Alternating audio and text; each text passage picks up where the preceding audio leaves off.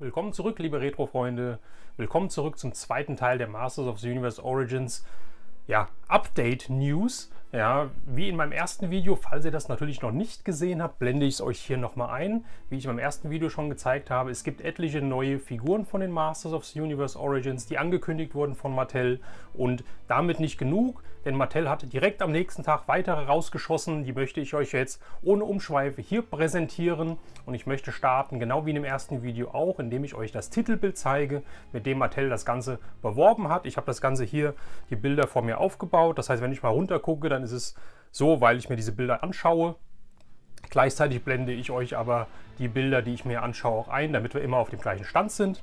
Ich möchte anfangen, wie gesagt, mit dem Gesamtbild und es sind richtig geile Figuren dabei, Leute. Ja, es heißt New Origins Figures and Vehicle.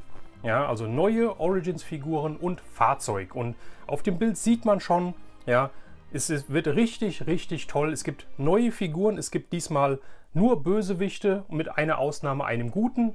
Im vorherigen Video, wenn ihr das gesehen habt, wie gesagt, war es umgekehrt. Ja, da gab es einen Bösewicht und nur Gute, nur Heroes halt. Ja, und jetzt ist es genau umgedreht.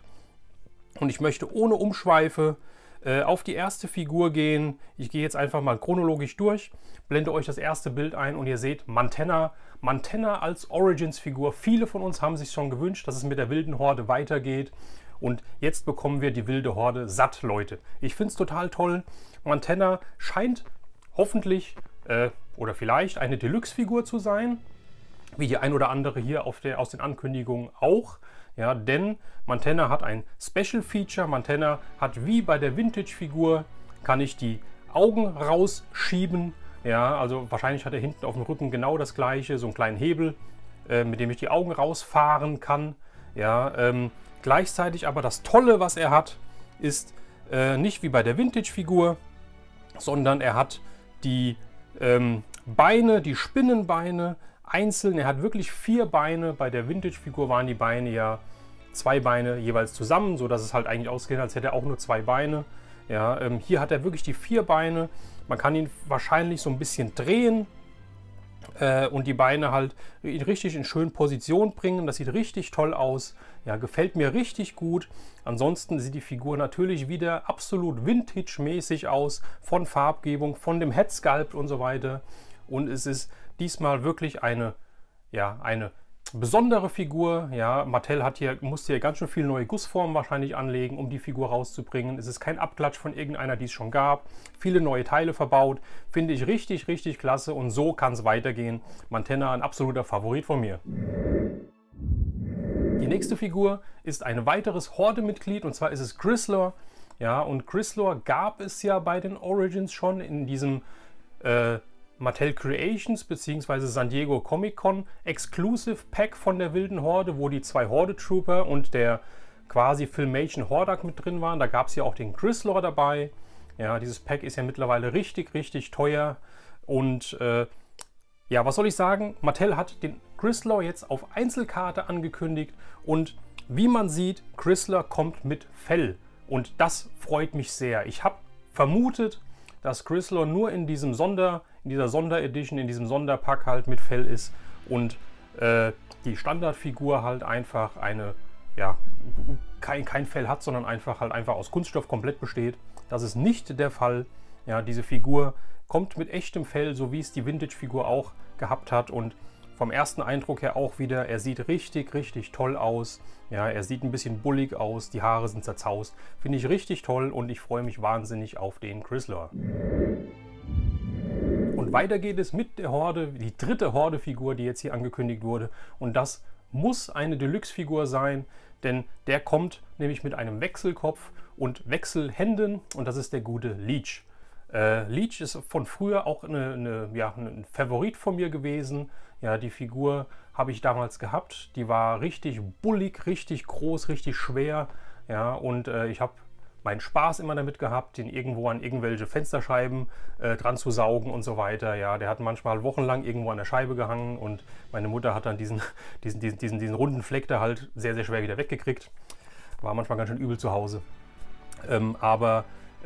Das haben wir jetzt hier auch wieder. Ja, der Leech kommt so, wie wir ihn kennen. Ja, das heißt mit einem Saugmaul, mit den Händen und Füßen und beziehungsweise die Füße waren ja damals halt bei der Vintage-Figur keine Saugfüße, so wie es hier aussieht, kann ich den auch irgendwie auf den Boden bappen quasi, ja. Ich bin gespannt, finde ich richtig toll. Das Einzige, was ich hier sehe, wenn ihr da genau hinguckt, ist, dass jeweils an den Saugrändern immer so ein kleiner Nippel absteht und das kann dafür sein, dass ich halt, wenn ich ihn halt losmachen will, halt einfach dran ziehen kann, dass halt Luft runterkommt und dass der dann schneller abgeht. Das war früher nicht so. Mal gucken, wie das ist, wenn ich ihn in der Hand halte. Auf jeden Fall werde ich mir den holen. Und natürlich halt, wie gesagt, kann ich den dann umrüsten. Das heißt, ich habe Hände, das heißt, ich kann die Saugnäpfe an den Händen abmachen, kann halt eine normale Hand anstecken, ja, und ich kann den Kopf wechseln. Und dieser Kopf sieht halt auch richtig, richtig toll aus. Natürlich nicht wie der Vintage-Kopf. Ja, das war halt nur, da gab es halt früher nur diesen einen mit dem Saugnapf vorne dran. Aber auch hier finde ich richtig gut gemacht. Und wie gesagt, da er 2 Köpfe hat, da er Wechselhände hat, wird das zu 100% eine Deluxe-Figur sein auf einer breiteren Deluxe-Karte. Und da freue ich mich sehr drauf. Und vor allem freue ich mich bei dem Leech auch sehr auf das Artwork, was hinten wieder drauf ist. Das wird wahrscheinlich wieder gigantisch. Dann haben wir den nächsten Bösewicht. Und wie in dem vorangegangenen Video auch, gibt es auch hier bei den neuen Figuren, bei den neu ankündigten Figuren eine 2000X-Variante. Bei dem ersten Video war es der He-Man in der 2000X-Variante, der mir ja sehr gut gefallen hat. Jetzt haben wir sein Pendant, den Gegenspieler, jetzt haben wir Skeletor, auch in der 2000X-Variante. Und ja, er sieht 2000X-mäßig aus, aber ich finde nicht so gut, wie der He-Man aussieht. Ja, bei dem He-Man bin ich immer noch überrascht, wie gut er mir gefällt. Skeletor hat natürlich sein 2000Xer Schwert, er hat den Widderstab.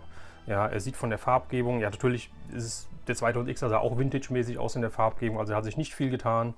Das Gesicht finde ich gut, ist wie gesagt, ist 2000X angehaucht.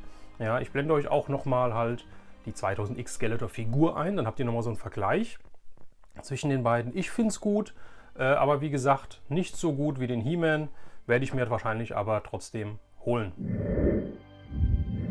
Dann kommen wir zu dem Guten in diesen Neuigkeiten, zu dem Hero in diesen Neuigkeiten, und das ist Snoutspout. Snoutspout war auch eine Figur, die ich früher nicht hatte, ein Kumpel von mir aber gehabt hat, ja, und wir haben immer Spaß gehabt, da hinten in den Wasserkanister halt, Kanister halt Wasser reinzufüllen und ein bisschen mit dem Rüssel darum zu spritzen, wenn man das sagen kann. Ja, wir sind ja unter uns hier. Ja, und der Snoutspout wird, gehe ich von aus, auch wieder eine Deluxe-Figur sein, denn der hat auch wieder einen Wechselkopf.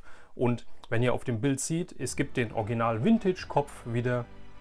Ja, und er hat einen Wassertank hinten drauf. Das heißt, dieses Action-Feature wird wahrscheinlich auch wieder gegeben sein. Der Schlauch wirkt für mich ein bisschen überdimensioniert, muss ich sagen, wenn man das auf dem Bild sieht. Ja, vor allem geht er auch hinten in den Hinterkopf rein. Das war ja damals auch so. Damals gab es keinen Schlauch, sondern er hat einfach halt hinten diesen kleinen Stöppel da gehabt, den man rausgemacht hat, Wasser reingefüllt, Stöppel zu. Ja, mal gucken, wie das so wird.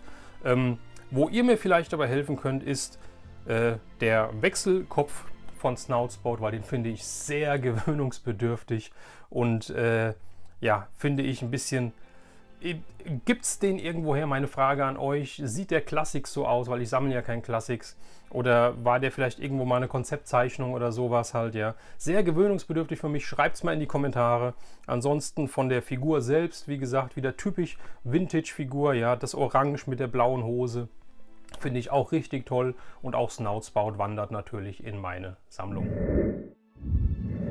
Und es gibt ein neues Fahrzeug und auf das freue ich mich auch wahnsinnig, denn Mattel legt in der Origins-Reihe den Roton auf. Skeletors Kampfkreiselgefährt, wenn man das so nennen kann, ja, habe ich als Kind damals gehabt, war eines der wenigen Fahrzeuge, die ich gehabt habe. Deswegen freue ich mich jetzt umso mehr, dass es nochmal als Origins-Variante neu rauskommt. Ich hoffe, dass er auch unten so eine kleine Rolle dran hat, wenn ich den über den Boden fahre, dass sich halt die Rotorblätter, dass sich die Kreissäge mehr oder weniger halt, sage ich mal, dreht.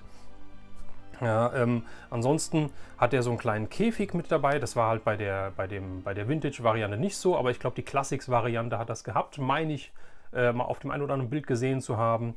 Roton freue ich mich wahnsinnig drauf. Auch hier freue ich mich wieder auf das Artwork, wie die Verpackung aussieht. Ja, auch das Fahrzeug ist eine klare Kaufempfehlung von mir oder für mich halt auch. Ja, den möchte ich unbedingt haben und freue mich dann auch wahrscheinlich, also da könnte ich mir sogar vorstellen, den auszupacken und auch einen Skeletor reinzusetzen, weil Skeletor und der Rotor und das gehört zusammen und das finde ich, glaube ich, richtig toll. Das werde ich machen. Richtig klasse Fahrzeug. Ja Leute, das waren die Neuankündigungen von Mattel aus der Origins-Welt. Ja, Masters of the Universe Origins lebt weiter. Mattel bringt weiterhin Figuren raus. Ja, Standardfiguren, Deluxe-Figuren, Fahrzeuge. Es geht weiter und ich freue mich da wahnsinnig drüber. Schreibt es mal in die Kommentare, was ihr von diesen angekündigten Figuren haltet. Holt ihr euch die alle? Habt ihr dann Favoriten? Gefällt euch eine vielleicht gar nicht? Lasst es mich wissen. Ansonsten, wenn euch das Video gefallen hat, gerne wie immer einen Daumen hoch. Und wenn ihr noch kein Abonnent seid, euch diese Videos gefallen, dann abonniert doch meinen Kanal und verpasst somit in Zukunft kein neues Video mehr. Das war's für Leute für heute. Macht's gut, euer Retro Rauner.